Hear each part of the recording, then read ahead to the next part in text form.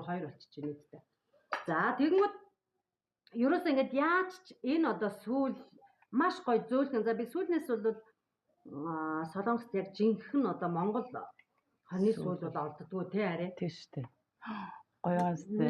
Гоё. За хамгийн гол нь түрүүнд би яагаад энэ бичлэгийг хийх болчихоо гингүүт ерөөс амтлаад үзсэн чинь маш гоё амттай байсан. Тэгээ яаж юм богино хугацаанд би өөр баг нөгөө ресторанаас захиалч уу гэж л ерөөсөө юу ялаа л да. Бодоод асуулаа л да. Тэгээд одоо ингээд эргэн тойруулаа харах юм бол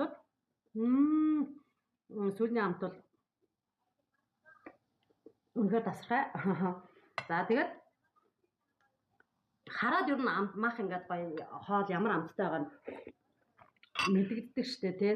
Тэгээ миний яаваа яг сүүлийн үед ийм хоолыг гарах сурвуу эсвэл одоо үгийн ийм гоё амттай яаж ийм гоё амттай